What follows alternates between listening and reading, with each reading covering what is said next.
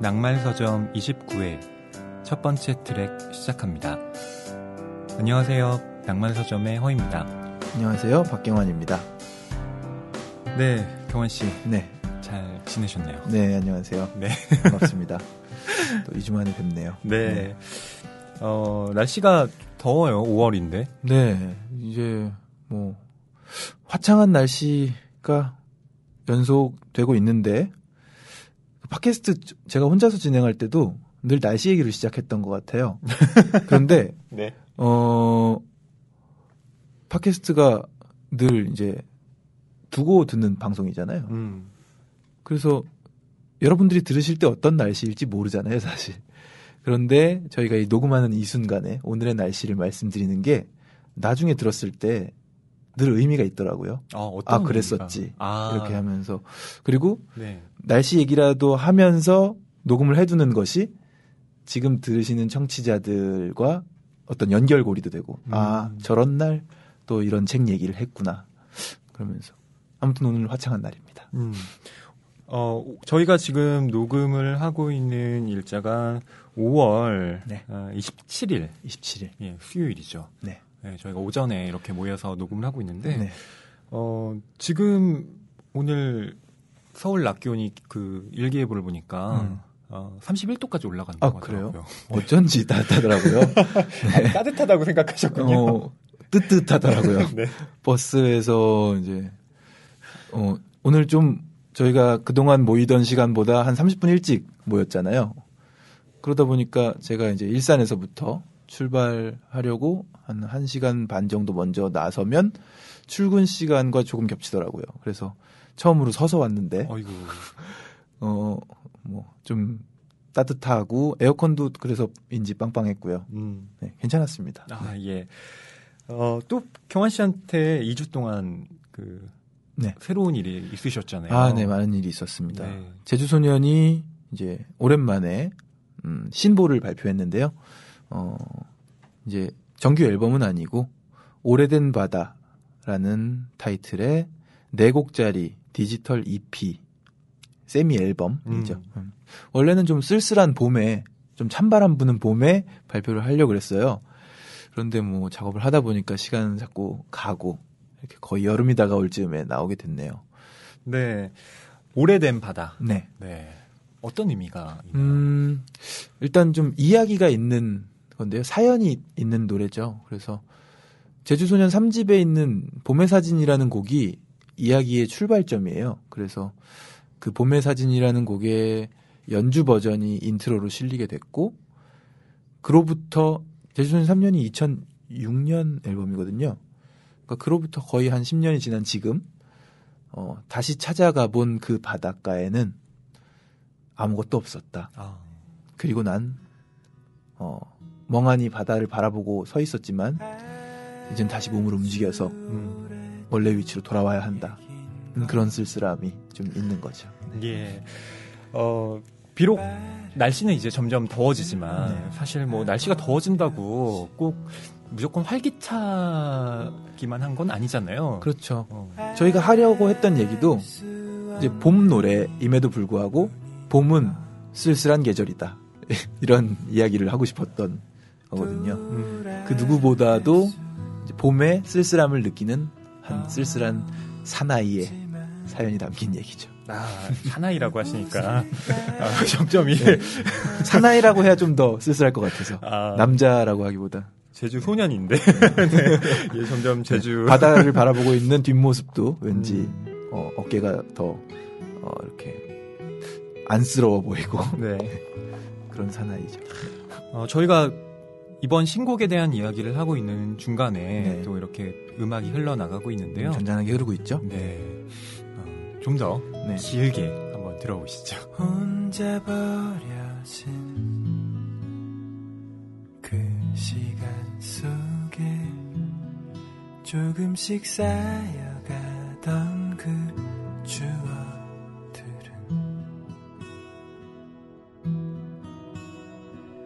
이제는 나도 지쳐갈 때쯤 내 몸은 꽃잎처럼 터져가네 아주 오래된 얘긴걸 덧없이 지나가 버렸지 너를 만났던 봄으로 돌아갈 수는 없지만 바다가 보고 싶었어 너와 아주 오래된 얘긴걸 돌아갈 수도 없지만 그곳에 가고 싶었어 마지막으로 혼자 서 있는 바다 이젠 움직여야 해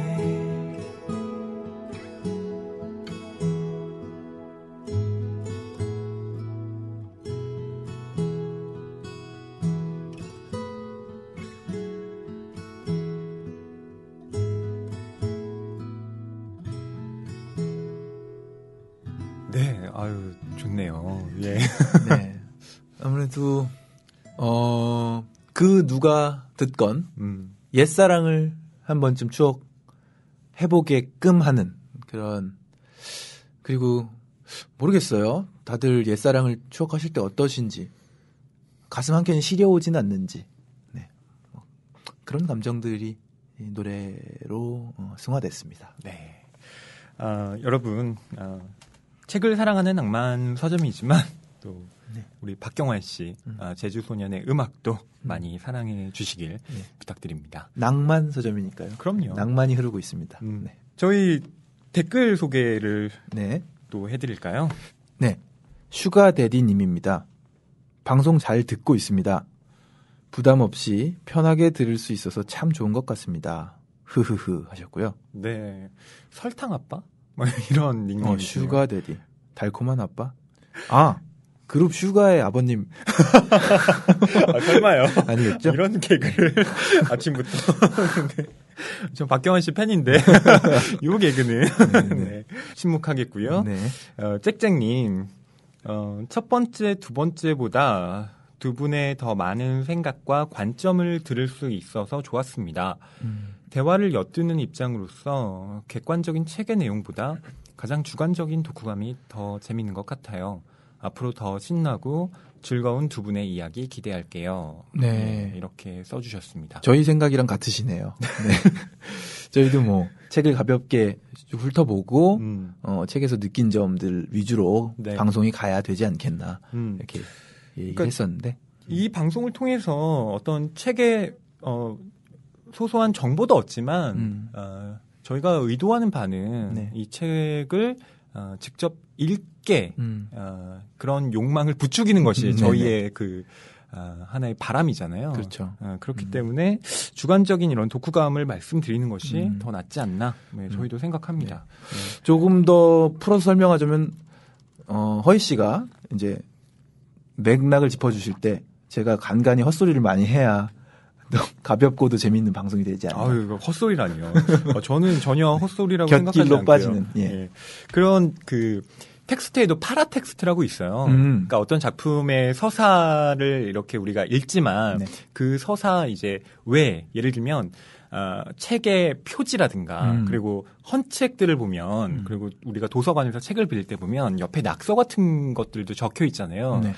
그런 것들도 어떻게 보면 우리가 독서를 해나가면서 누가 밑줄을 쳐놓거나 옆에 뭔가 메모를 해놓으면 그걸 보게 되죠. 그렇죠. 그런 것도 일종의 그 곁텍스트, 파라텍스트라고 부르거든요. 그렇군요. 그런 건 역시 어떤 독서를 하는 네. 재미 중에 하나인데 저는 경환 씨가 충분히 그런 역할들을 충실히 잘 해내고 계시다고 생각해요. 네. 파라텍스트. 네, 물론 그 텍스트도 잘 장악하고 네. 계시지만, 네. 네, 감사합니다. 제가 하는 활동이 그렇게 학문적인 언어로 정리될지 몰랐네요. 좋네요. 또 하나 소개해드리면요, 다 디렉터 맞나요? 네, 다 디렉터? 디렉터? 네, 늘 야자 마치고 집에 와 잠들기 전에 낭만서점을 듣고 있습니다. 하루가 지치고 힘들어도 이 시간 때문에 버틸 수 있는 것 같아요. 늘 좋은 책 소개해 주셔서 감사합니다. 앞으로도 응원하겠습니다. 하셨습니다. 네, 야자라는 그 단어를 보니까 고등학생이신가 봐요. 그렇네요, 정말. 고등학생도 듣는 이 낭만서점. 좋네요. 네. 연령대가 뿌듯합니다. 저는, 물론 되게 많은 그 다양한 어떤 직업과 또 연령의 분들이 들으시겠지만, 대체로는 뭐 20, 30대 분들이라고 저는 막연히 생각하고 있었거든요. 그런데 이렇게 또 10대 분들도 들어주신다니. 제가 또 주변에서 살펴본 바로는 한 40대 청취자들도 꽤 계신 걸 같았어요. 네. 그러시군요. 예. 그래서 저의 헛소리에 제한이 좀 걸리는데 뭐 어쨌든 네. 그런 거 생각하지 않고 이제 친구와 떠드는 기분으로 계속 꾸려나가 보겠습니다. 예전에 야자 할 때 저는 라디오 정말 많이 들었거든요. 저도요. 네. 그리고 최근에 제가 슈키라를 하면서 슈퍼주니어의 키스 더 라디오를 한 몇 개월간 같이 했었거든요. 네. 근데 기억에 남는 사연인데 강짱이 최강희의 볼륨을 높여요를 할 때인가요? 야간 비행을 할 때 김숙 씨가 나오셔서 네. 뭐 재밌는 얘기를 하는 그런 코너 있었나 봐요. 개그우먼 김숙 씨가. 그런데 야간 자율학습 시간이었던 거죠. 그 시간에 조용하던 야간 자율학습 시간에 김숙 씨가 너무 웃겨가지고 반 학생들이 다 같이 웃은 거예요. 알고 보니 다 듣고 있었던 거죠. 네. 같은. 그만큼 야간 자율학습 시간에 라디오는 빠질 수 없는 요소죠. 맞아요. 그 외에 옥자님과 지성과 미모님 항상 저희 낭만서점 찾아주시는 애청자분들인데요. 또 이렇게 격려의 말씀 남겨주셨고요. 네. 저희가 댓글 달아주신 분들께도 네. 추첨을 통해 네. 책 선물을 네. 드리기로 했는데요. 그래서 오늘 댓글 달아주신 분들 중에서 오늘은 야자 마치고 집에 들어와서 늘 잠들기 전에 낭만서점을 듣고 계신 다 디렉터님, 네. 또 학생이시니까 또 책을 많이 읽어야 될 때 또 저희가 책 선물을 드리면서 또 의미 있는 관계가 되지 않을까 해서 다 디렉터님 축하드리고요. 공지사항에 있는 메일 주소로 본인의 연락처를 남겨주시면 책 선물을 드리도록 하겠습니다. 앞으로도 많은 후기 남겨주시면 이렇게 한 분씩은 꼭 선정을 해서 책 선물을 드리도록 하겠습니다. 책이 가득한 그리고 소설을 사랑하는 책방, 이곳은 낭만서점입니다.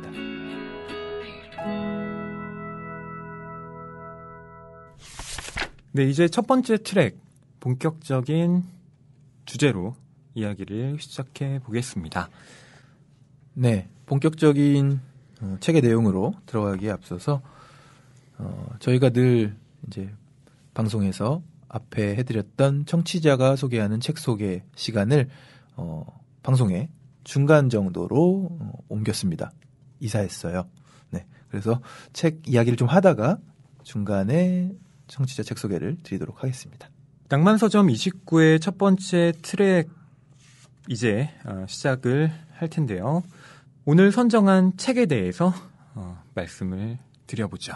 네, 오늘 저희가 이야기 나눌 책은 야마다 에이미의 돈 없어도 난 우아한 게 좋아라는 소설입니다. 야마다 에이미. 네, 경화 씨는 혹시 이 작가 이름 들어보신 적 있으세요? 저는 일본의 여류소설가, 여류문학가, 3대 여류문학가 이렇게 분류가 된 걸 본 적이 있어서 이름만 들어봤어요. 그리고 이 야마다 에이미를 제외한 두 사람, 에쿠니 가오리와 요시모토 바나나 이렇게 꼽히더라고요. 이 두 분의 소설은 몇 권 읽었어요. 야마다 에이미는 처음 읽었어요. 그러시군요. 네. 저는 야마다 에이미라는 이름을 들은 것은 그 일본에 잠깐 그 체류한 적이 있었는데요. 그때 서점에 간 적이 있습니다.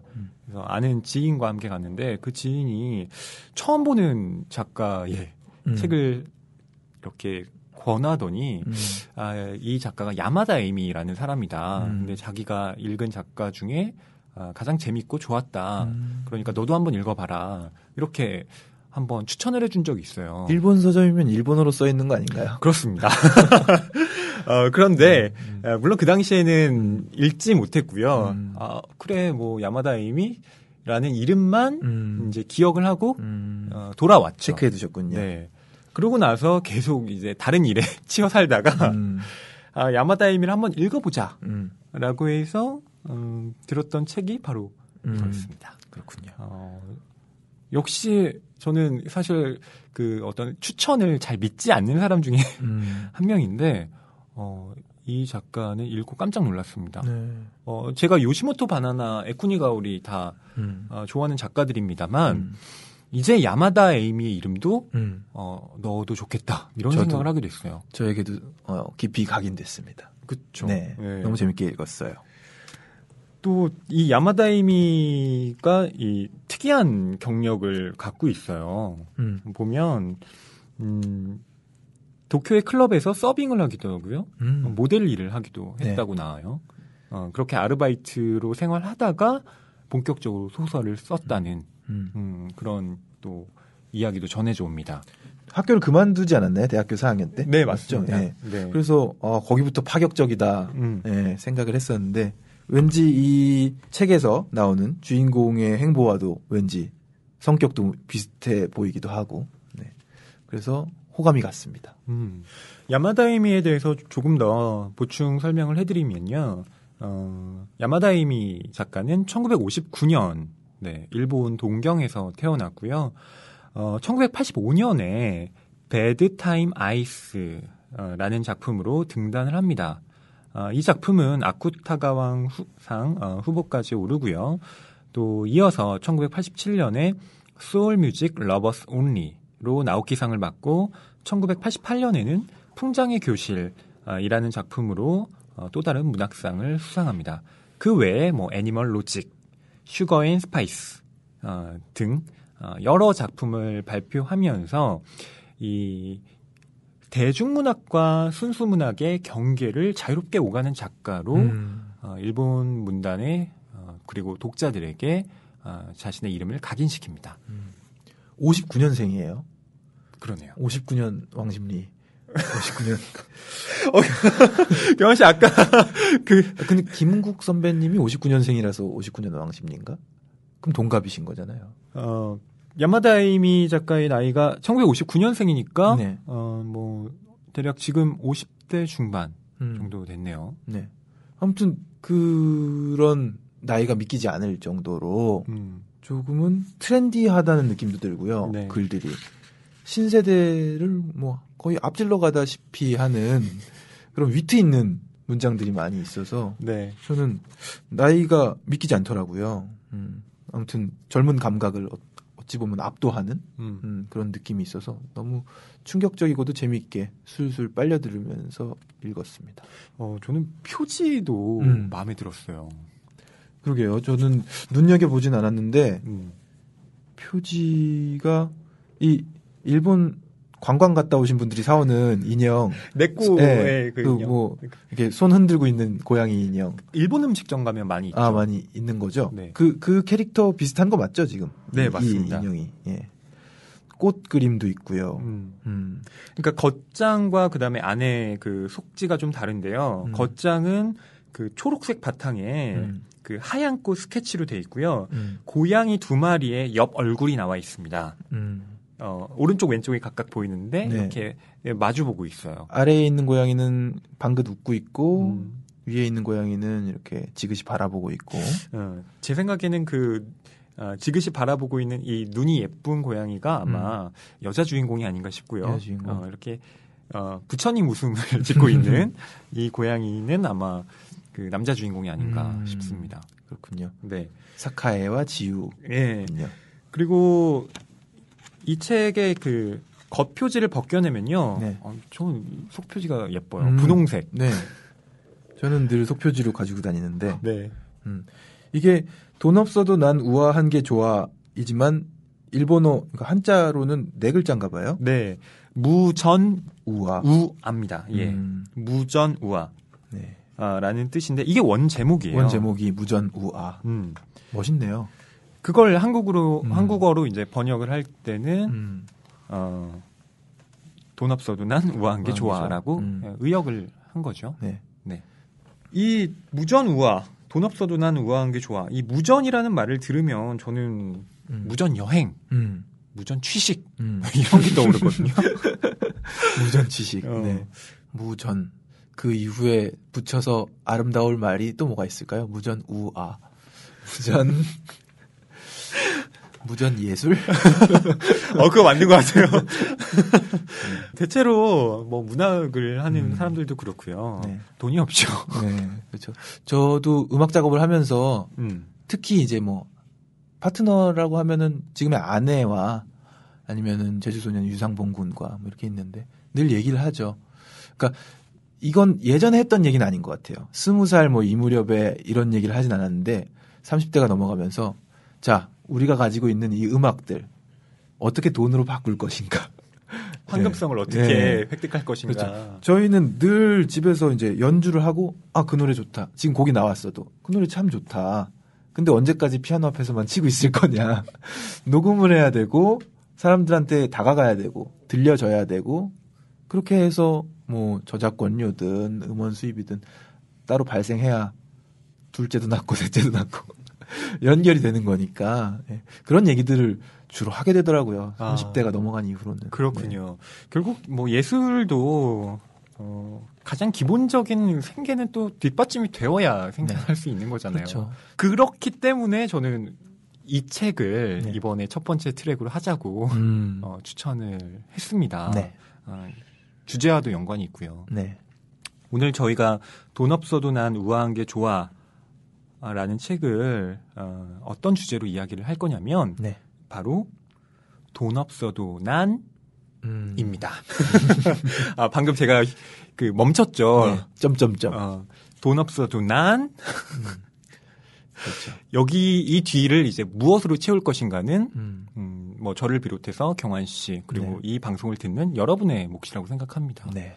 물론 이때 그 돈 없어도 난 무엇이 좋아라고 할 때는요 정말 돈이 영원인 상태는 아니고요. 그러니까 부자는 아니지만 그냥저냥 어느 정도 먹고 살 수 있을 정도로. 라는 개념이라고 저는 봐요. 네, 소설에서도 그렇죠. 그렇죠. 사실. 플로리스트라는 직업을 가지고 있고 여주인공이. 그러니까 정말 빈궁의 상태는 아니라는 것. 그때 여러분들 염두를 해주시면 좋겠고요. 돈 없는 걸 좋아한다는 건 아니라는 거. 네. 그러니까 완전 부자는 완전 부자를 지향하지 않는다는 것 정도로 이해를 하시면 될 것 같습니다. 이 소설의 줄거리를 또 말씀드리고. 할게요. 이 소설을 쭉 훑어본 바로 대략적인 줄거리는 사실 줄거리랄 것 없이 여주인공의 마음 상태만 쭉 나오고 있는가 했는데 나중에 보니 굉장한 반전도 있더라고요. 일단은 여주인공은 40대 초반, 42살쯤 되는 지유라는 여성인데 그동안 몇 번의 연애가 있었지만 뭐 그렇게 마음이 딱 맞아 떨어지는 사람은 찾지 못한 것 같다는 생각 속에서 지냈는데 지금은 사카에라는 남성과 동갑인 남성과 굉장히 행복한 사랑을 하고 있습니다.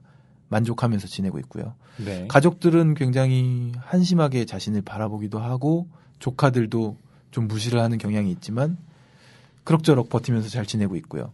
또 꽃집에서 일을 하고 있고요. 친구와 함께 공동 운영을 하는 공동 거죠. 운영인가요? 아무튼 별다른 책임감 없이 이 여성은 조금은 가볍게 삶을 살아가고 있는데 이제 사카에라는 연인의 아들이 등장하면서 또 이야기가 조금은 복잡해지고 또 끝에 찾아오는 반전 그리고 또 아름답다고 할 수 있는 결말까지 소설이 이어지고 있습니다. 네. 사카에라는 이 남자는 직업이 국어 강사예요. 네. 이때 국어라는 건 일본어 강사입니다. 그렇겠네요. 그렇죠? 네. 네. 그러니까 한국에서는 한국어 강사지만 일본에서는 일본어가 국어니까요. 그렇겠네요. 네. 네. 저는 여기에서 심한 감정이입이 됐습니다. 주인공에게 또 이입이 되셨군요. 저 이 생활 알거든요. 음. 저 몇 년 해봤거든요. 그렇군요. 네, 그래서 이러한 삶이 어떤지를 좀 알고 있습니다. 그렇게 쉽진 않아요. 그리고 생활 리듬이 좀 다르기 때문에 학생들이 학교에서 돌아오는 시간에 출근을 하잖아요. 그렇죠. 네, 그리고 나서 저녁 밤까지 이제 수업을 하고 다시 아침 오전 시간을 이제 뭐 수업 준비라든가 다른 일로 보내야 하는 지금 우리가 생각하는 어떤 아침에 일어나서 낮에 일하고 저녁에 퇴근하는 삶과는 전혀 정반대의 삶을 사는 반대죠. 네. 학원 강사의 삶이란 네, 그렇죠. 그렇습니다. 네. 그리고 이 사카이라는 사람의 특징이라고 할까요? 그게 멀미가 네. 너무 심해서 멀리 여행을 못 간다는 것. 예, 그래서 그런 자전거를 일이 주로 있습니다. 이용하죠. 그러니까 뭐 지하철을 타든 자동차를 타든 이 리미트가 멀리 갈 수가 있어요. 없어요. 네. 네. 한계가 있는. 이따가 얘기를 하겠지만 그 연애를 할 때도 집이 가까운 여자와 아는 것이 좋은 네, 그런 남자기도 하고요. 지우라는 이 여자 주인공의 경우에는 저는 이름이 처음에 지우라 그래서 단번에 머릿속에 떠오르는 이거 설마 둔상아? 지우임에가 떠올랐어요. 근데 이게 겨울연가가 히트한 다음에 쓴 2007년 작품이니까 뭐 영향이 없다고 볼 수도 없지 않나요? 그럴까요? 일본 야마다 열도를 참고했을까요? 일본 열도를 뒤흔들었던 이름이니까. 네. 이 지우가 일본어 발음으로 지우고요. 이 한자로는 그 사랑 자자의 비우자를 씁니다. 그래서 자우예요. 그런데 이제 일본어로 발음을 할 때는 지우라고 읽죠. 그리고 지우는 대학에서 철학을 전공했습니다. 네. 이건 경환 씨가 네, 또 또 잠시 흠칫했었습니다. 철학을 전공했는데 꽃이나 팔고 있고 뭐 이런 구절이 나오잖아요. 네. 철학과는 전혀 상관없는 삶을 살고 있다. 뭐 이렇게 네. 나오는데 나오고 있죠. 저는 여기에 대해서도 이따가 경환 씨에게 또 네. 들어보고 싶은 말이 많더라고요. 여하튼 이런 줄거리를 가진 소설 저희가 키워드를 중심으로 이야기를 나눠보죠. 저희가 첫 번째로 이야기를 나눌 키워드는 40대의 연애입니다. 네. 보통 우리가 연애라는 말을 떠올리면 저는 머릿속에 20대의 연애라는 말이 같이 떠올라요. 그러니까 이게 저의 어떤 편견이라는 생각도 드는데요. 연애라는 것이 젊은이들의 어떤 전유물이라고 생각하는 거죠. 그리고 뭐 저희가 20대를 막 지나오지 않았습니까? 허희 씨가 지나오셨죠? 네. 지나오셨기 때문에 저희의 한계이기도 하지 않을까. 40대를 뭐 경험도 못 해봤고. 그 10대, 20대, 뭐 30대, 40대, 저희가 뭐 50대 연애까지 이야기를 하고 싶지만 그 이유는 아직은 멀다고 느껴지기 때문에 잘 짐작을 해야 되는 거니까. 모르겠고요.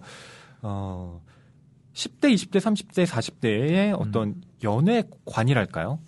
혹은 뭐 연애의 변화 같은 것도 저희가 좀 이야기를 해볼 수 있을 것 같은데 10대의 연애 경환 씨는 좀 어떠셨나요? 연애관이라고 해도 좋고요.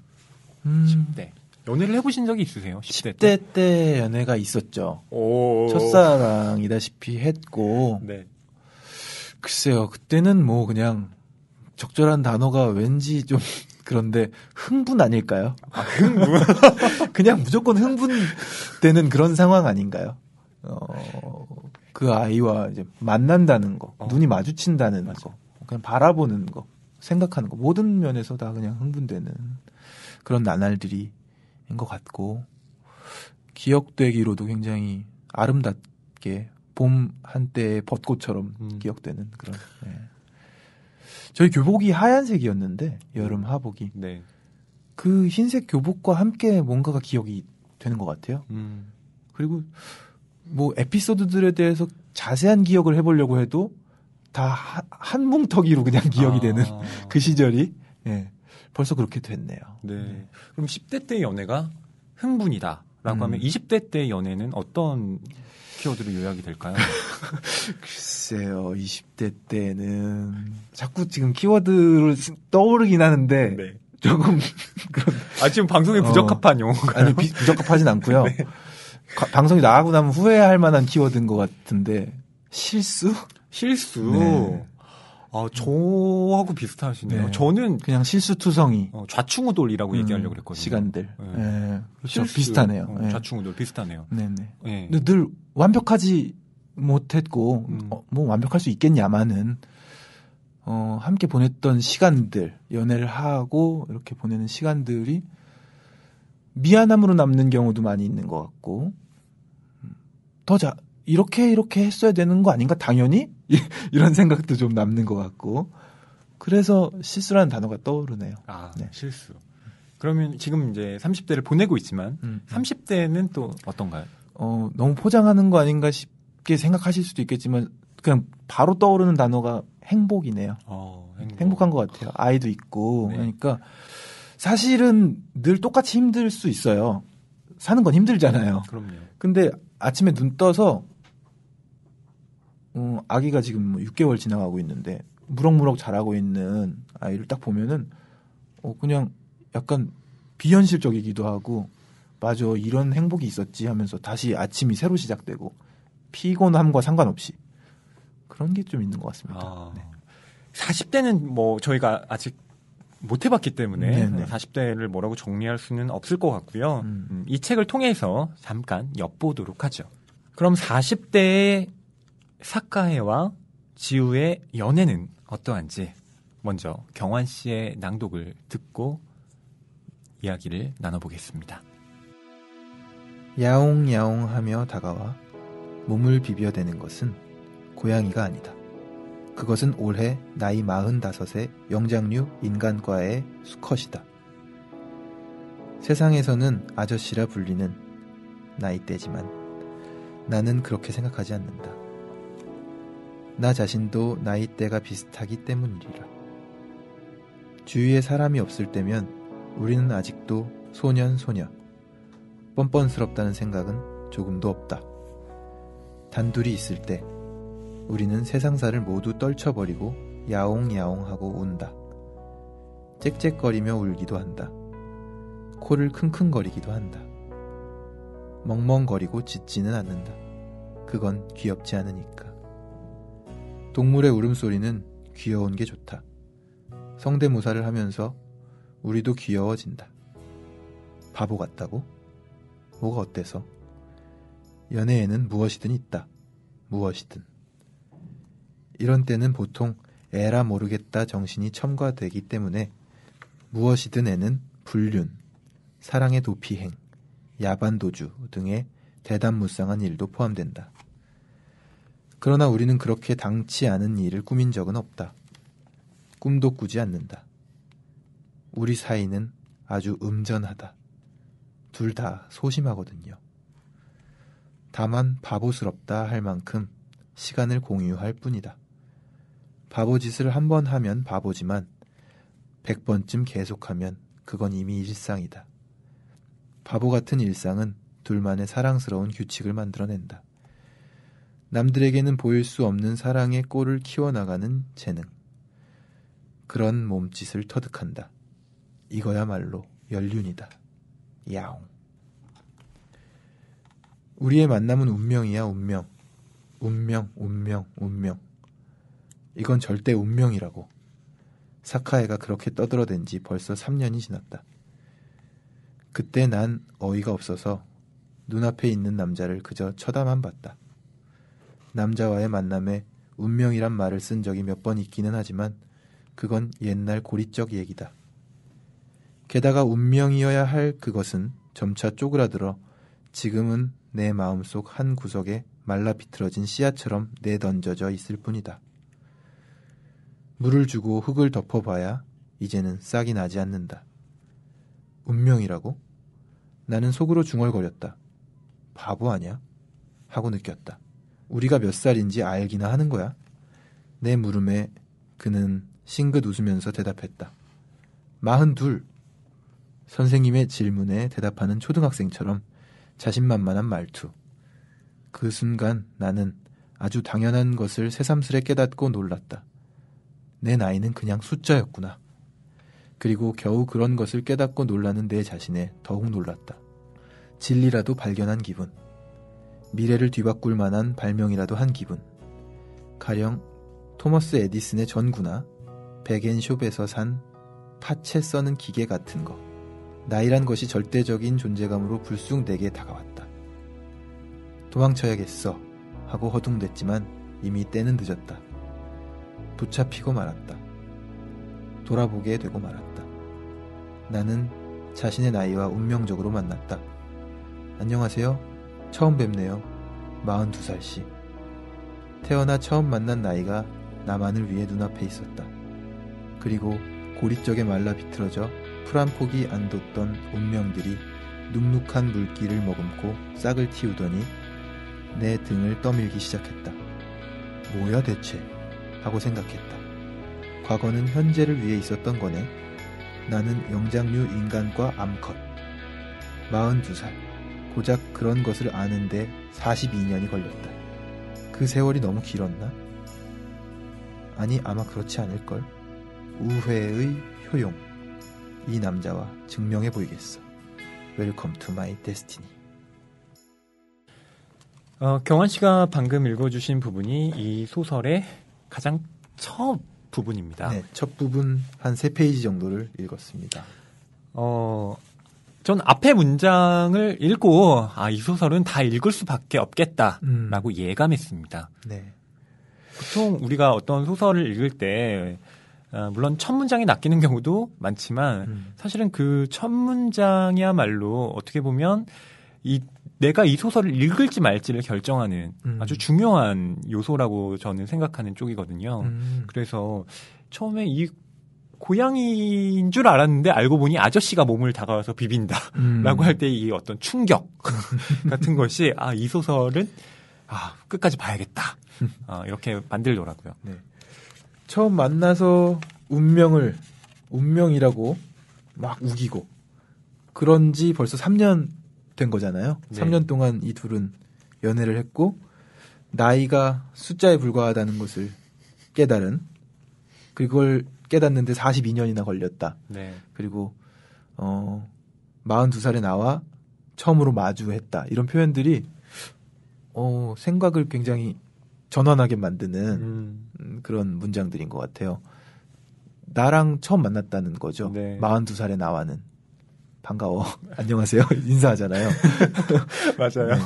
이런 자기 자신과의 대화 기법들이 재밌는 것 같습니다. 그러니까 우리가 그냥 나는 42살이다 라고 그 한 문장으로 간명하게 나타내는 것보다 이렇게 42살이란 나이에 대해서 어렵지 않게, 그렇지만 분명히 생각할 거리는 많게, 네. 이런 쓰는 문장들이 저는 야마다이미의 어떤 장기라고 네. 생각해요. 이거야말로 어떻게 보면 우리가 알고 있는 그 정보 전달이라고 하는 경제성에 입각한 그런 문장 서술이 아니라 문장을 통해서 우리가 삶에 대해서 한번 더 생각해 볼 수 있게 하는 그런 소설의 기능, 효용에 더 알맞는 네. 것이 아닌가 싶어요. 철학과를 졸업한 네. 이 사람으로 나오잖아요. 네네. 지우가.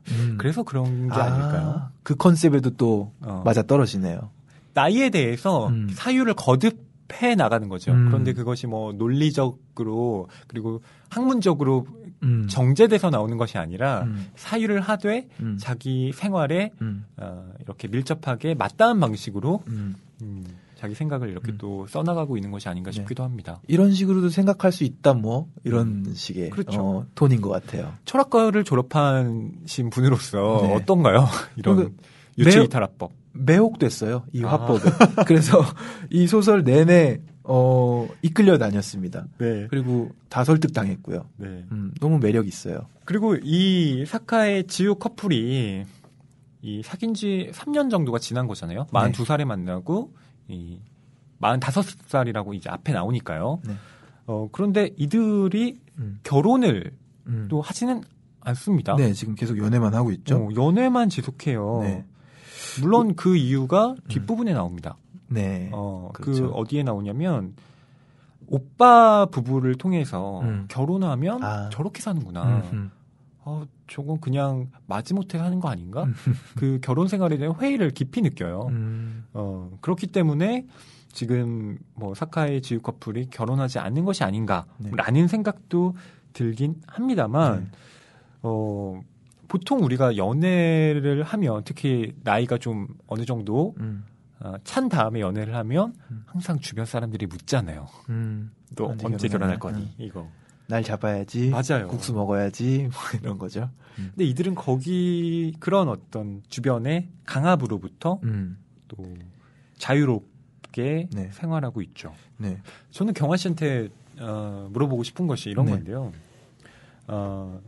그 사랑하는 사람과 연애만 하면서 평생을 살아갈 수는 없을까? 이런 질문도 이 소설을 통해서 좀 하게 됐거든요. 그러니까 저의 경우에는 뭐 아직 미혼입니다만 네. 굳이 결혼을 해야겠다는 생각도 없거든요. 근데 그렇다고 해서 제가 연애를 안 하겠다라는 건 또 아닙니다. 그러니까 결혼이라는 어떤 제도의 틀에 묶이지 않고 그냥 자유롭게 그 사람과 만나면서 물론 제가 뭐 여러 사람을 동시다발적으로 만난다는 얘기가 아니고요. 지금 제가 사랑하는 사람과 만나면서 그런 관계를 지속해 나간다면 오히려 그거야말로 더 낫지 않을까? 뭐 이런 생각을 하기도 했거든요. 네. 기혼자로서 어떠신가요? 바로 그런 생각 때문에 결혼의 시기가 많이 늦춰지고 있는 것 같습니다. 연애에 대한 로망과 네. 더 나은 연애가 나에게 남아있을 것이다. 하지만 이제 소설을 떠나서 현실적으로 생각하고 제 생각을 말씀드리면 저는 결혼 예찬론자예요. 어떤 점에서 그러신가요? 왜냐하면 결혼을 한 이후의 인생 자체가 그냥 새롭다고 보거든요. 뭐 저의 경우에 한정되는지는 모르겠습니다만은 제가 생각해 보니까 결혼을 위해 살아왔더라고요. 결혼을 위해 살아. 거의. 그러니까 결혼을 막 목매고 기다렸던 건 아니지만 제가 했던 모든 행동들이나 뭐 음악 활동이 됐건 학교를 다닌 것, 학생으로서 다 시간을 보내고 또 경제 활동을 하고 하면서 지내온 모든 시간들이 저는 그렇게 설정하고 있지는 않았는데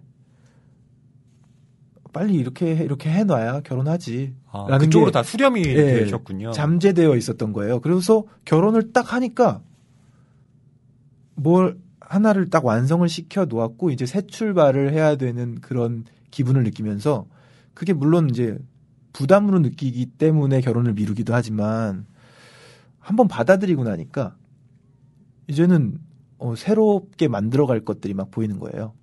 그래서 연애를 지금 지향하고 있는 이 소설의 내용과는 많이 멀어지고 있는데 저는 그랬습니다. 그래서 이 소설을 읽으면서도 소설 속의 주인공들이 정말 잘 맞잖아요. 네. 이렇게 잘 맞으면 이제 결혼하지 이런 생각도 들었어요. 네. 꼭 연애를 거듭함으로써 연애 안에서만 느낄 수 있는 게 아니라 결혼해서 그걸 완성시켰으면 좋겠다는 어떤 기혼자로서의 충고를 해주고 싶다 할까? 그런 기분도 살짝은 느꼈습니다. 그러면 연애를 지금 계속 하고 계실 수도 있고 뭐 이렇게 하시겠지만은 알아서 잘 하시겠지만 어떻게 아직 결혼을 하지 않으신 상태에서 연애를 즐기고 있는 총각으로서 어떻게 결혼을 어떻게 바라보신다든지 아니면은 연애를 계속 해야 되는 뭐 이유라든지 좀 뭔가 자기 주장이 있으신가요? 자기 주장이라 그러니까 갑자기 백분 토론 나온 것 같은 느낌인데요. 아니, 있으신 것 같은 표정이어서요. 저는 이런 거예요. 그러니까 내가 굉장히 무언가를 재밌게 하고 있는데, 자, 이제 그걸, 정기적으로 늘 해야 해. 그리고 이건 법적으로 정해진 거다. 이렇게 저한테 뭔가 제약이 들어오면, 전 그것이 부담으로 느껴지고, 또 새로운 형태의 어떤 억압 같은 걸로 작동을 해서 제가 그것을 좀 싫어하게 될 것 같아요. 그리고 제가 아마 결혼에 대해서 또 회의적인 입장을 갖고 있는 건 제가 아이를 낳아야겠다라는 생각을 갖지 않기 때문에 그런 것 같기도 합니다. 그러니까 아이 없이 연애만 하겠다. 그러니까 나는 결혼하지 않아도 돼. 라는 마음이 제 한켠에 자리 잡고 있는 거고 반대로 또 아이를 낳는 건 또 연애하고는 다른 문제라고 생각하거든요. 네네. 사카에와 지우 커플은 아마 제 생각에는 둘만의 시간을 영원히 간직하고 싶어하는 그런 연애이지 두 사람의 사랑을 통해서 그것을 아이라는 결실로 만들어내고 싶어하는 사람들은 또 아니라는 네. 예, 생각이 듭니다. 야마다 에미가 이런 말을 했대요. 한 남자를 사랑하면 단편 소설 하나를 쓸 수 있다. 연애의 자유론자 느낌이네요. 그렇죠. 야마다 에미가 정말 많은 책을 썼잖아요. 그렇죠. 또 연애 얘기가 많고요. 네. 확실히 연애는 창작이 동력이 되는 것 같아요. 그럼요. 네. 밴드를 하는 선배들 중에서도 여자 많이 만나라 뭐 이런 충고를 하는 분들이 간혹 있었죠. 그 어른의 연애라고 할 때요. 저뿐만 아니라 이 소설 속에 등장하는 인물들 가령 지우의 그 둘째 조카인 이쿠코의 경우에도 어른의 연애에 대한 편견 같은 것이 있더라고요. 네. 뭐 드라마를 참조한 것 같기도 하고 대충 그리고 있는 그림이 있는 것 같습니다. 그렇습니다. 뭐 여자는 반드시 키릴을 신어야 되고요. 남자는 양복을 입고 있어야 된다.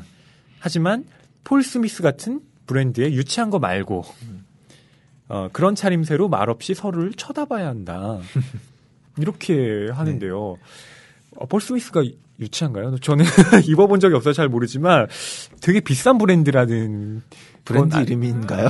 알고 있습니다. 전 잘 몰라서. 저 예전에 한번 폴 스미스 브랜드 찾아보고 깜짝 놀랐거든요. 어유 가격이 이래? 막 이러면서 근데 이게 유치하다고? 뭐 여하튼 이런 식의 그 확고한 네.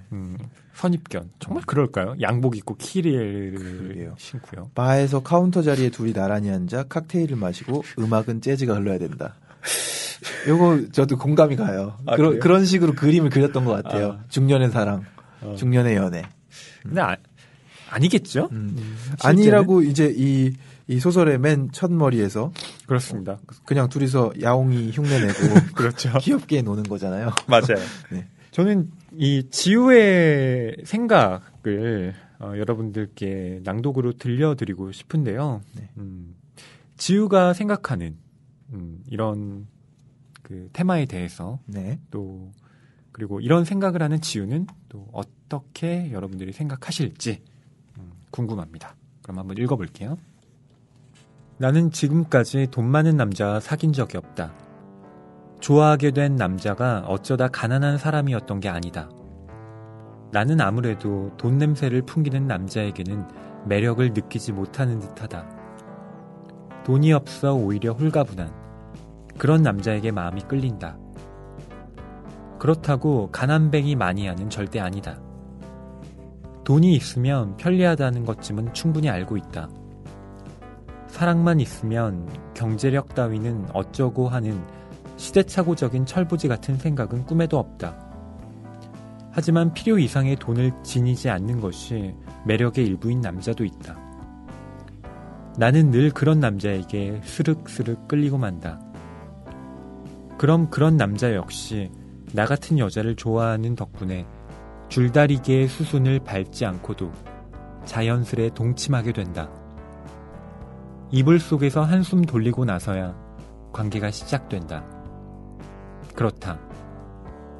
나는 사랑의 줄다리기와는 인연이 없는 여자. 좋아하니까. 날 좋아해 주니까 사귄다. 그뿐이다. 베리 심플. 하지만 상대에게 바라는 것은 아주 많다. 그런데 그것이 경제적, 사회적 배경을 동반하지 않기 때문에 남자가 오히려 귀찮아하는 것 같다. 그쯤 되면 그때껏 내 눈에는 미덕으로 보여 끌렸던 그 사람의 특성이 사라져간다. 끝내는 넌 참 모르겠다 라는 소리를 듣는다. 뭐? 왜 그럴 것 같아? 난 베리 심플. 그저 같이 있고 싶을 뿐인데 나랑 같이 있기만 해도 행복해주기를 바랄 뿐인데. 저는 지우의 연애관이 저랑 비슷한 것 같더라고요. 저는 밀당하는 사람 싫어합니다.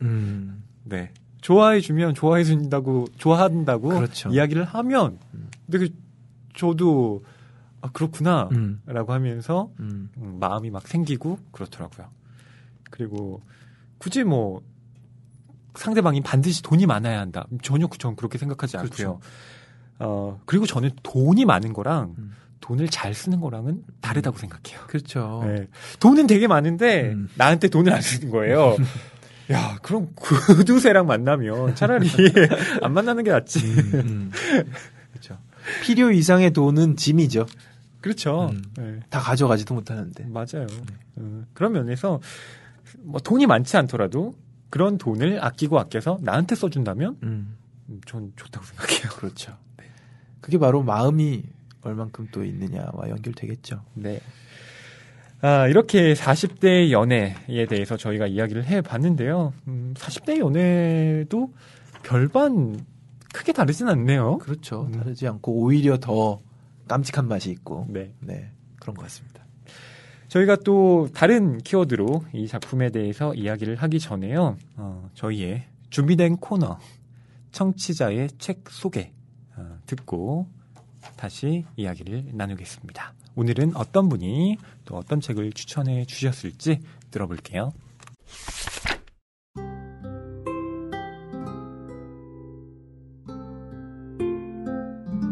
안녕하세요. 라디오를 사랑하고 낭만 서점을 특히 더 사랑하는 애청자 송은실입니다. 제가 이번에 소개할 책은 철학자 기시니 이치로와 베스트셀러 작가 고가 후미타케의 저서 미움받을 용기입니다. 이 책으로 인해 아들러 열풍이 일어나기도 했는데요. 아들러의 심리학 이론은 입문서뿐 아니라 자기계발서까지 폭넓게 사랑받고 있습니다. 저 또한 왜 이렇게 아들러라는 심리학자의 이론이 사랑받는지 궁금해 책을 펼치지 않을 수 없었습니다. 큰 기대는 없이 그저 훑어볼 요량으로 들었던 이 책은 단번에 한 권을 다 읽어버리는 흡입력을 갖고 있었습니다. 심리학 제3의 거장 아들러의 이론을 바탕으로 한 심리서로 철학자와 청년의 대화 형식으로 이해하기 쉽게 풀어내어 가독성을 높였습니다. 이 책에서의 청년은 스스로에게 자신이 없는 사람이었습니다. 출신이나 학력, 외모에 관해서도 심한 열등감을 느꼈습니다. 그런 청년에게 아들러의 이론을 설명하는 철학자는 이렇게 말합니다. 자네가 불행한 것은 과거의 환경 탓이 아니네. 그렇다고 능력이 부족해서도 아니고 자네에게는 그저 용기가 부족한 것뿐이야. 저는 아들러 심리학의 인기 요인을 이 대목에서 찾을 수 있었습니다. 더 이상 어린 시절의 상처 등의 과거에서 자신의 모습을 바라보는 것이 아니라 현재 지금 여기의 시점에서 자신의 행복을 선택하고 가꾸어 나갈 수 있도록 용기를 주는 심리학이기 때문입니다. 이 책은 행복할 의지만 갖고 있다면 누구든 행복할 수 있다는 용기의 심리학을 전합니다. 혹시 행복 선택하기를 주저하시거나 과거의 안 좋은 경험들로 현재의 자신을 평가하는 분이 계시다면 이 책을 읽어보시기를 추천합니다. 네, 송은실님, 반갑습니다. 예. 미움받을 용기라는 책을 추천해 주셨네요. 네, 이 책 베스트셀러로 또 꽂혀 있는 걸 봤는데요. 요즘 아들러 심리학이 유행한다라고 했는데 이 책 덕분이더라고요. 네. 네. 철학자와 베스트셀러 작가가 함께 만들었다. 관심이 가네요. 저는 뭐 프로이트나 뭐 융, 락강 뭐 이 정도의 심리학자들은 뭐 정신분석학자들은 어느 정도 이제 문학에서도 또 공부를 해야 됐기 때문에 좀 책을 본 적이 있는데 사실 아들러만 떼놓고 본 적은 없습니다. 그래서 아들러의 어떤 심리학에 대해서는 잘 모르는데요. 네. 이 책을 한번 읽어보면서 저도 아들러 심리학에 새로이 입문해 보도록 하겠습니다. 네, 이렇게 미움받을 용기 책을 소개해 주신 송은실님께는 커피 상품권과 책 보내드리도록 하겠습니다. 앞으로도 여러분 많은 참여 부탁드릴게요. 네, 그리고 경환 씨가 또 청취자분들께 소개해 주실 정보가 하나 있죠? 네. 교보문고와 푸르메 재단이 함께 진행하고 있는 기부 캠페인, 기적의 책 캠페인을 잠깐 소개해 드리겠습니다. 이 캠페인은 교보문고와 푸르메 재단이 함께 진행하고 있는 기부 캠페인이고요. 독자들이 기적의 책으로 선정돼 있는 선정 도서를 교보문고 매장에서 구매를 하면 판매 수익금의 일부를 출판사에서 푸르메 재단에 기부하는 캠페인입니다. 책을 사는 사람도 책을 파는 곳도 모두 기부에 참여하게 되는 거죠. 2014년 6월부터 이 캠페인이 시작됐는데요. 현재 117개의 출판사가 함께해줬고 241권의 기적의 책이 선정되어 있습니다. 그동안 도서 판매를 통한 기부금이 무려 9,100만 원을 넘어서서 1억 원 달성이 이제 눈앞에 있습니다. 이 기부금은 마포구 상암동에 짓고 있는 장애 어린이를 위한 재활병원 건립에 사용될 예정이라고 하네요. 이제 6월을 끝으로 기적의 책 캠페인 시즌1이 마무리되는데 낭만서점을 듣고 계신 청취자분들께서도 교보문고를 방문해서 기적의 책으로 장애 어린이들에게 기적을 선물하시면 어떨까 싶네요. 이렇게 책을 구입하고 그것으로 좋은 일도 하는 그런 일석이조의 네. 프로그램인데요. 주기적으로 이제 책이 바뀌니까 여러분들께서 관심 가는 책 찾아보시고 이게 그 후원을 하는 네. 책이구나라고 하면 특별히 더 주의 깊게 보셔서 이 책들 한번 읽어보셨으면 합니다. 네. 책도 읽고 기부도 하는 일이고요. 그 어떤 책을 좀 구입해야 기부가 연결되나요? 네. 지금 이제 시즌 1을 마무리하기 전에 선정된 책들은요.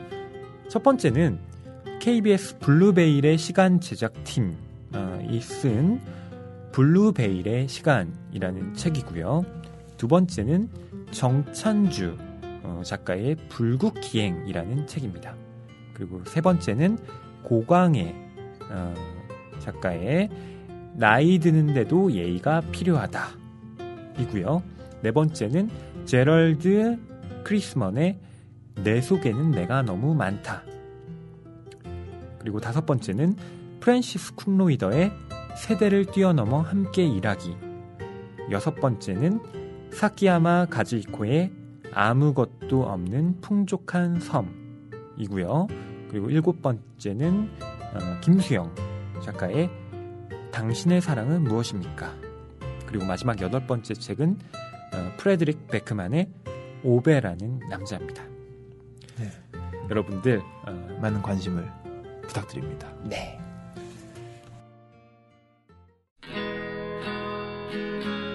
책이 가득한 그리고 소설을 사랑하는 책방. 이곳은 낭만서점입니다.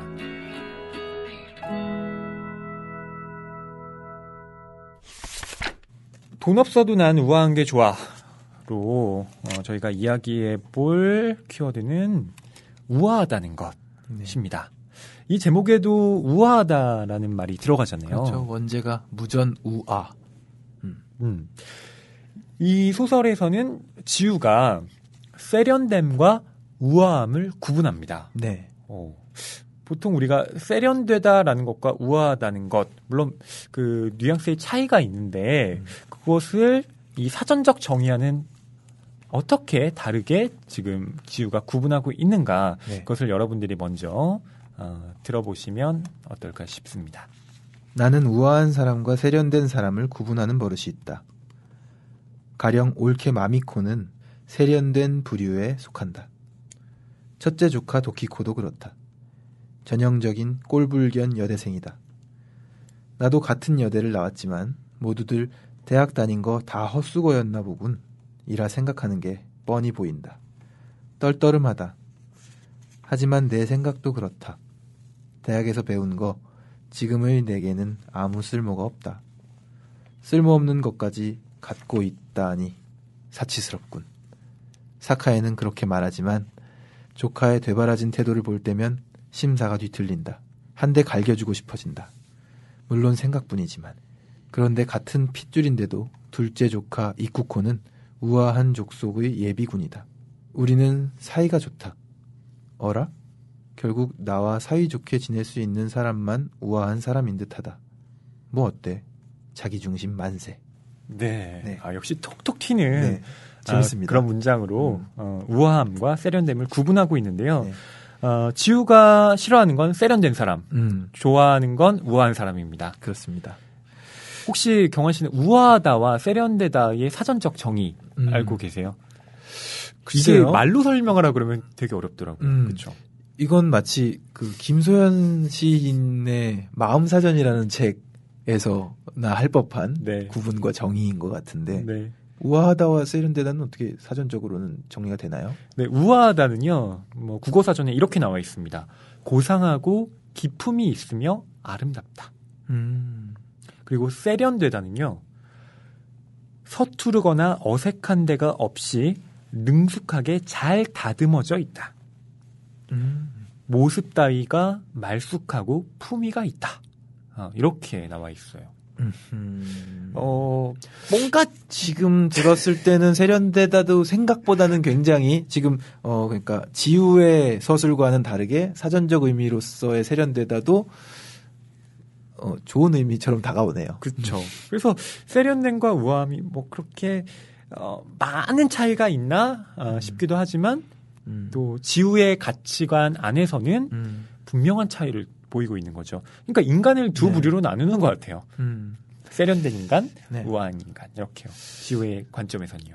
세련된 것은 제가 볼 때는 좀 세련되기 위해서 노력을 하면 어떻게든 세련돼질 수 있는 그런 부류의 성질이 아닌가 싶고 우아하기 위해서 노력을 해도 정말 깊은 속내부터 우아하지 않으면 실제로 우아하긴 그렇게 쉽지 않은 네, 그런 차이가 좀 있을 것 같아요.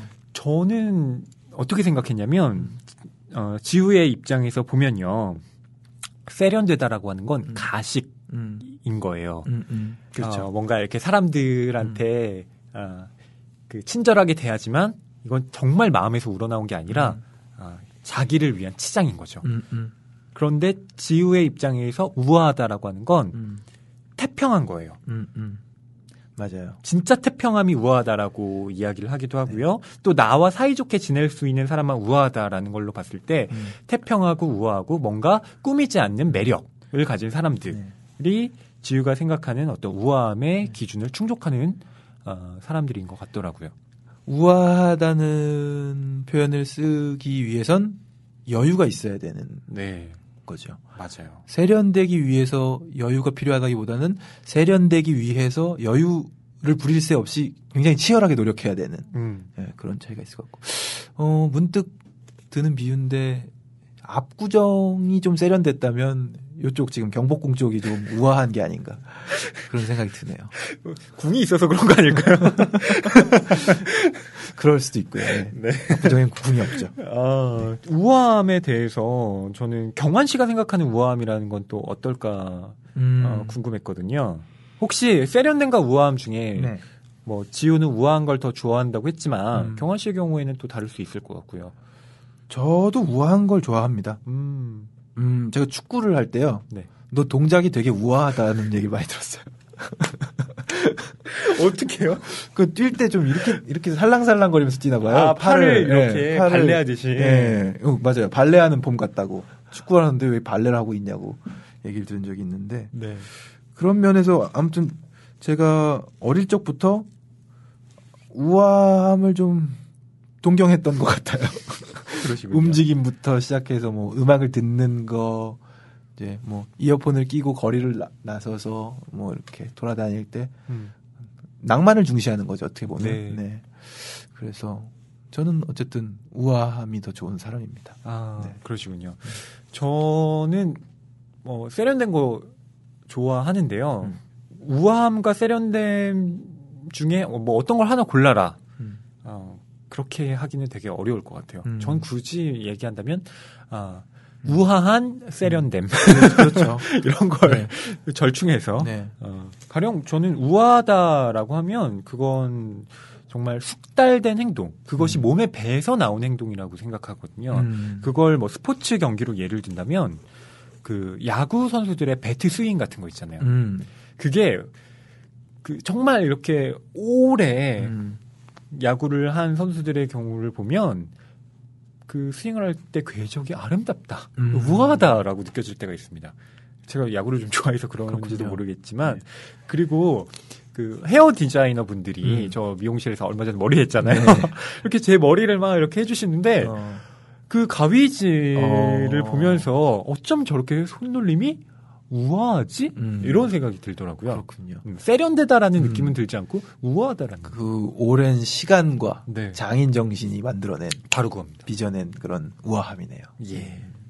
그런 우아함을 그 동경하는 네. 지우가 세련됨의 표상인 자기 올케와 그리고 첫째 조카를 네. 얼마나 싫어하는지 네. 그 부분 보다 구체적인 일화가 드러난 부분을 읽어드릴게요. 그러니까 이 지우가 남자친구인 사카에와 함께 어느 음식점에 들어갔는데 거기에 우연히 조카인 도키코도 프랑스인 남자친구와 함께 앉아 있었던 거죠. 우연히 마주쳤는데 어떤 사건이 발생합니다. 그 부분을 좀 읽어주시죠. 만족스러운 기분으로 화장실에 다녀오는데 가게 안 분위기가 약간 바뀐 듯 했다. 여전히 소곤소곤 담소하는 소리가 주위를 에워싸고 있기는 한데 왠지 좀 어색하다. 억지스러운 온화함이 팽배하다. 사카이가 테이블 너머로 얼굴을 들이밀며 말했다. 지우 조카 앉은 테이블 티격태격 하는데 도키코 쪽으로 시선을 돌렸다. 남자가 인상을 팍 찡그리고 뭐라고 짓거려 대는 듯 했다.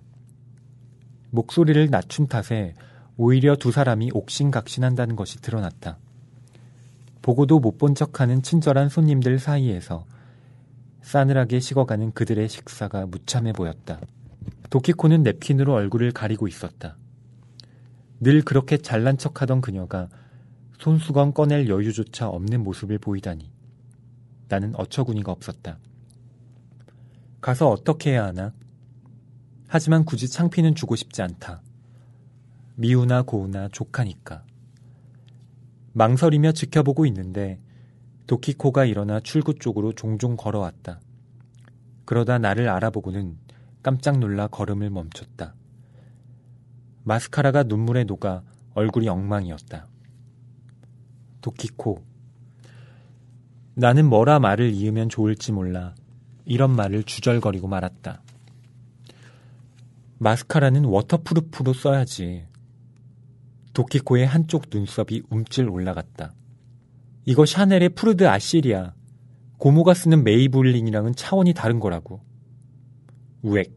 좀 전에 한 말 취소. 이런 여자는 눈물이 쏙 빠지도록 창피를 당해야 한다니까. 귀여운 데라고는 한 군데도 없어.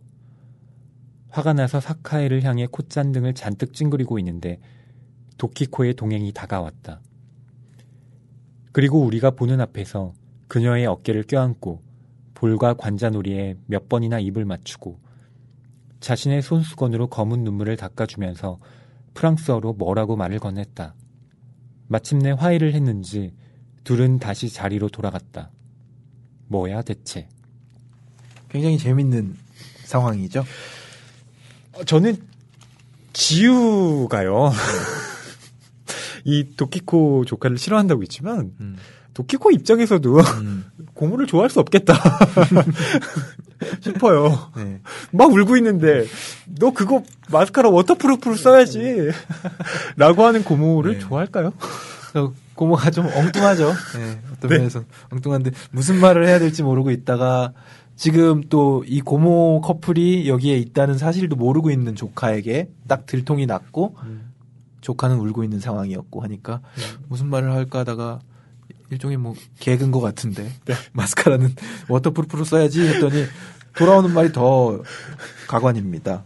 이거 샤넬의 푸드르 아시리아 고모가 쓰는 메이커랑은 차원이 다른 거라고 핀잔을 주죠.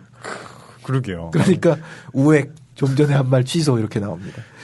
비슷해요. 뭐 세련된 사람이나 우아한 사람이나 티격태격하는 게 네. 별반 다르지 않은. 정말 재미있는 지우의 내면 세계인 것 같습니다. 예. 이렇게 또 우아함에 대해서 이야기를 해봤고요. 마지막으로 이 책에서 이야기를 나누고 싶은 것은 사랑과 죽음입니다. 네.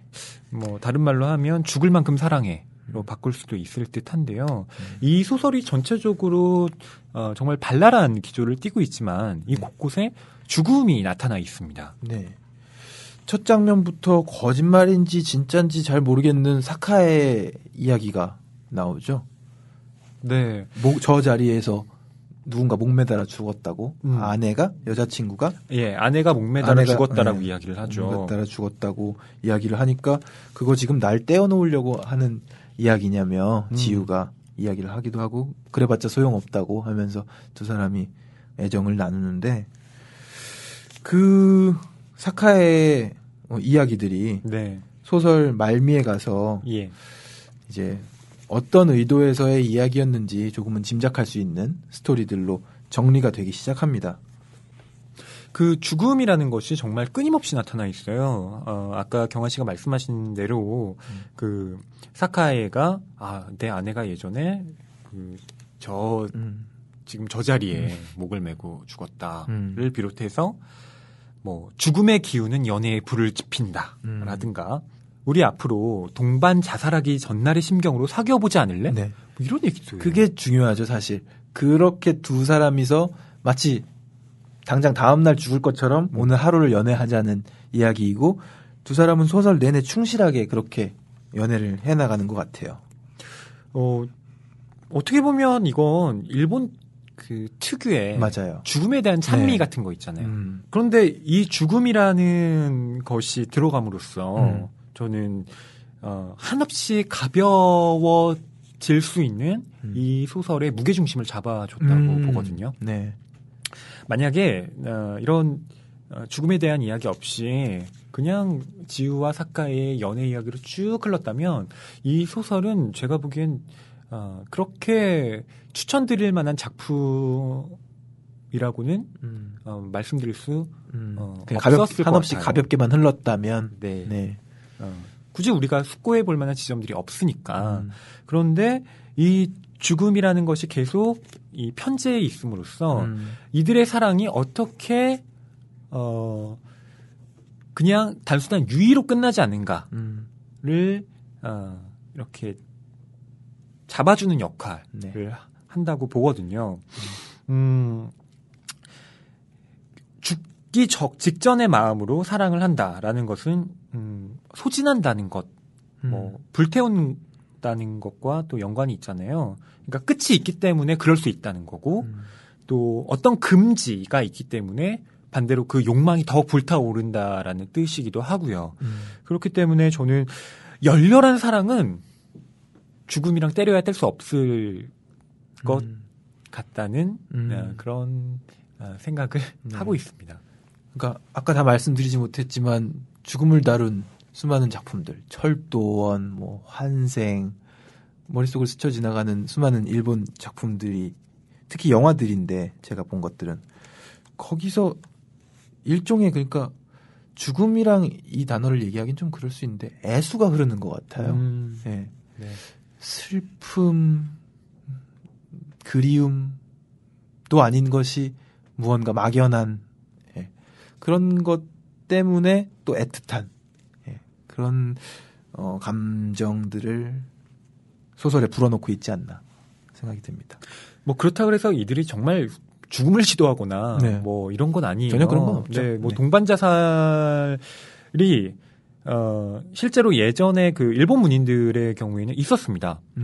예, 뭐 대표적으로 다자이 오사무 인간 실격의 작가죠. 그 작가도 자살 시도를 5번 하고요. 결국 마지막 5번째에 세상과 절연하게 되는데 그런 것처럼 그 어떤 죽음으로써 어떤 것을 완성하겠다라든가 뭐 여러 가지 뭐 죽음의 이유야 다 다르겠지만요. 그런 식의 그 방법이 있는데 이들은 죽음에 대해서 끊임없이 이야기하고 있긴 하지만 그것을 실행하지는 않는다는 점에서 죽음을 사랑의 동력으로 계속해서 활용하는 것 같아요. 네. 그러니까 당장 내일 죽는다고 생각했을 때의 삶의 자세가 바뀌니까 이 활용하는 것만큼은 바람직한 일인 것 같아요. 네. 뭐 그런 거 있잖아요. 시도하면 좀 그렇겠지만요. 네. 예. 네가 살아가는 오늘은 죽어가는 자가 꿈꾼 내일이다. 뭐 이런 그렇죠. 명언들 있잖아요. 네. 막 그렇죠. 그렇죠. 공부할 때 막 네. 나오는 것들. 저는 그리고 그 지우가 꽃가게에서 일한다는 것. 네. 또 사실은 죽음과 연관이 있다고 봐요. 꽃도 한철이니까. 네. 네. 피고 지는 꽃처럼. 그 심규선 씨 노래 중에 네. 꽃처럼 한철만 사랑해 줄 건가요? 네. 라는 노래 저 좋아하거든요. 꽃처럼 한철만 사랑해 줄 건가요? 그대여 여기 나 아직 기다리고 있어. 그대의 미소는 창백한 달꽃같이 그 한순간 피는 그 아름다움 때문에 사실 굉장히 소중한 거잖아요. 그렇죠. 그렇기 때문에 이 꽃으로 대변되는 찬란함과 또 그것이 순식간에 지고만의 어떤 소멸 같은 것. 그것이 저는 연애가 아름다울 수 있는 이유라고 생각하기도 해요. 저도 꽃 선물을 몇 번 안 해봤는데 네. 꽃 선물이 의미가 있더라고요. 그만큼의 가치일 줄 몰랐기 때문에 무슨 꽃을 선물해 이런 마음가짐이었는데 네. 실제로 선물을 해보니까 그러니까 꽃 선물을 하지 않았던 건 좀 있으면 쓰레기 되잖아. 버려야 되잖아. 이런 마음이었던 건데 그럼에도 불구하고 꽃을 좋아하는 아내에게 뭐 선물을 했을 때 그 잠시 피고 질 그 꽃이 가져다주는 네. 집안의 화사함은 다르더라고요. 조화와 생화의 차이기도 하고. 이 소설에도 그러니까 꽃가게에 대한 이야기가 나오는데 지우가 생각합니다. 꽃가게란 참 묘한 장사다. 인간의 슬픔과 기쁨 모두를 꾸민다. 요람에서 무덤까지.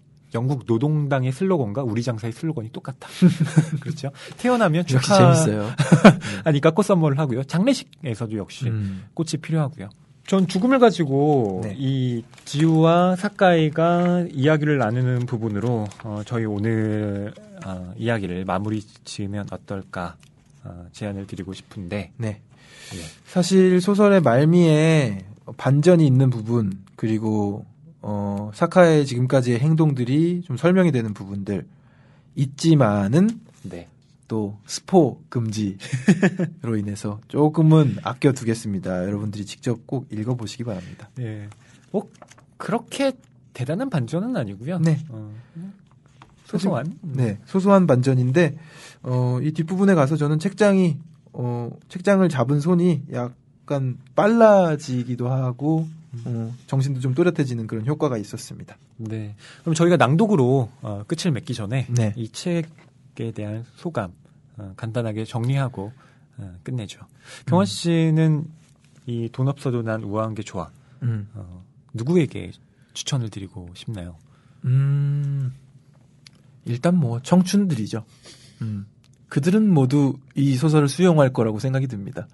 42살 아저씨 아줌마도 이렇게 연애하는데 지금 청춘을 보내고 있는 분들의 연애 방식도 이래야 하지 않나. 그래야 좀 더 바른 선택을 하지 않을까. 열린 사고와 우아한 마음가짐, 여유 있는 마음가짐으로 이제 연애에 임해서 좋은 연애들을 하시길 바라는 마음에서 추천하고 싶네요. 저는 마쓰다미리의 그 만화를 좋아하시는 분들은 반드시 야마다 에이미의 이 작품도 좋아하실 거라 믿습니다. 한국에서 이 마쓰다미리가 많은 분들께 사랑을 받고 있는데 비슷한 맥락이 있어요.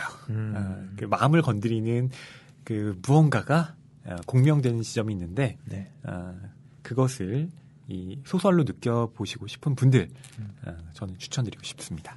네, 오늘 저희가 돈 없어도 난 우아한 게 좋아 야마다 에이미의 작품으로 이야기를 나눠봤는데요. 전 지금 돈이 없지만 이 소설 읽으면서 많은 위안을 받았고요. 또 돈 없이 좀 우아하게 살았으면 좋겠다. 네. 그런 그 그 마음을 다시 한번 다잡게 됐습니다. 네, 저도 이렇게 얘기하고 싶네요. 나도 돈 없어도 우아한 게 좋아. 좋네요. 네. 나도. 네. 저희 이렇게 이제 물러가려고 하는데요. 마지막은 네.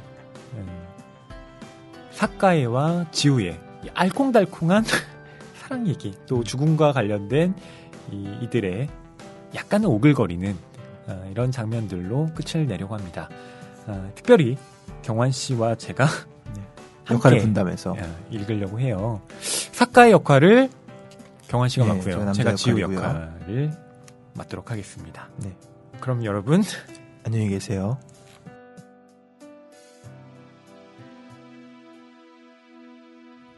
사카이 씨, 집도 마당도 음식도 다 좋지만 내가 가장 좋아하는 것은 당신이라고 말해줬으면 좋겠지? 내 말이 맞나 보네.